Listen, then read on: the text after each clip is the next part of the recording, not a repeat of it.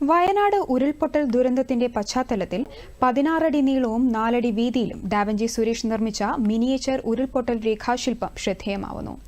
ഏതൊരു സാധാരണക്കാരനും ദുരന്തത്തിന്റെ വ്യാപ്തി ഒറ്റനോട്ടത്തിൽ കണ്ടു മനസ്സിലാക്കാൻ കഴിയുന്ന രീതിയിലാണ് ഡാവിഞ്ചി സുരേഷ് ശില്പം നിർമ്മിച്ചിരിക്കുന്നത്.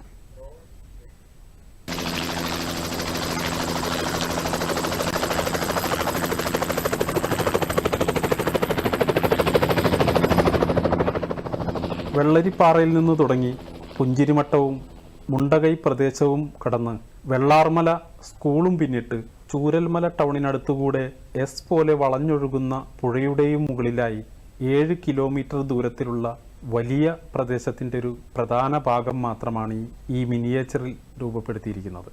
ആകാശ ദൃശ്യങ്ങൾ കൂടെയല്ലാതെ ഈ പ്രദേശങ്ങളെല്ലാനും നേരിട്ട് മനസ്സിലാക്കാൻ സാധിക്കില്ല എന്ന് എല്ലാവർക്കും അറിയാം. അത്രമാത്രം വ്യാപ്തിയുണ്ട് ഈ ദുരന്തത്തിന്. 16 അടി നീളത്തിൽ 4 അടി വീതിയിൽ തീർത്തിരിക്കുന്ന ഈ ഉരുൾപൊട്ടൽ രേഖാശില്പം ഒറ്റ നോട്ടത്തിൽ കണ്ട് മനസ്സിലാക്കാൻ കൂടി വേണ്ടിയിട്ടാണ് ഈ ചിത്രം മിനിയേച്ചറായിട്ട് രൂപപ്പെടുത്തിയിരിക്കുന്നത്. ഏകദേശം 4 അടി വീതിയും 16 അടി നീളവുമുള്ള ഒരു ബേസ്മെന്റിലാണ് നമ്മളിത് പണിതിരിക്കുന്നത്. 2 പ്ലൈവുഡിലാണ്, 8x4 പ്ലൈവുഡിൽ 16 അടിയോളം നീളത്തിലാണ് ഇത് പണിതിരിക്കുന്നത്.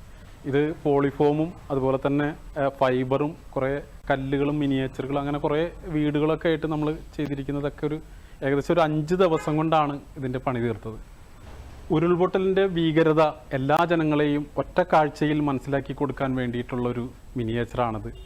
വയനാട് ഉരുൾപൊട്ടൽ ദുരന്തം എല്ലാവരെയും നടുക്കുന്നൊരു വാർത്തയായിരുന്നു. ഒരുപാട് പേരുടെ ജീവൻ പൊലിഞ്ഞു, ഒട്ടേറെ പേരെ കാണാതായി.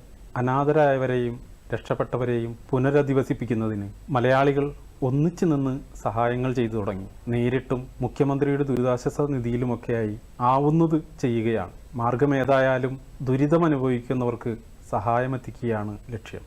വിവിധ സംഘടനകൾ മുഖേന സഹായിച്ചിട്ടുള്ളതിൽ ഞാനും പങ്കാളിയാണ്. എങ്കിലും മാക്സിമം നമ്മുടെ കല ഉപയോഗിച്ചും ദുരിതാശ്വാസ നിധിയിലേക്ക് ചെയ്യാൻ കഴിയുമെങ്കിൽ അതുകൂടി ആവട്ടെ എന്ന് കരുതിയാണ് ഇത്തരത്തിലൊരു ശ്രമം ആരംഭിച്ചത്. വിവിധ മെറ്റീരിയലുകൾ ഇതിനായി ഉപയോഗിച്ചിട്ടുണ്ട്. Square pipe, plywood, forex sheet, polyfoam, യൂഫോം, ഫൈബർ, ചെറിയ കല്ലുകൾ, കളിക്കോപ്പുകൾ, അലങ്കാര ചെടികൾ, അങ്ങനെ നിരവധി സാധനങ്ങൾ എടുത്ത് 5 ദിവസത്തോളം പണിയെടുത്തിട്ടാണ് ഇത് തയ്യാറാക്കിയത്. ആദ്യ ദിവസങ്ങളിൽ അക്കരെയുള്ള മൃതദേഹങ്ങൾ ചൂരൽമലയിലേക്ക് എത്തിച്ചിരുന്നത് പുഴയ്ക്ക് കുറുകെ മരത്തടികൾ ഇട്ടിട്ടായിരുന്നു. പിന്നീട് മിലിട്ടറിയുടെ രക്ഷാദൗത്യ സേന എത്തി ഉരുൾപൊട്ടലിൽ തകർന്നുപോയ പാലത്തിന് പകരമായി ബെയിലി പാലം നിർമ്മിക്കുന്നത് നമ്മൾ വാർത്തകളിലൂടെ കണ്ടതാണ്. അതുണ്ടാക്കുന്ന സമയത്ത് രക്ഷാപ്രവർത്തകർക്ക് പോകാനായി ചെറിയൊരു പാലം അതിനടുത്ത് തന്നെ ഉണ്ടാക്കിയത് ആ സമയത്ത് വലിയ ആശ്വാസമായിരുന്നു.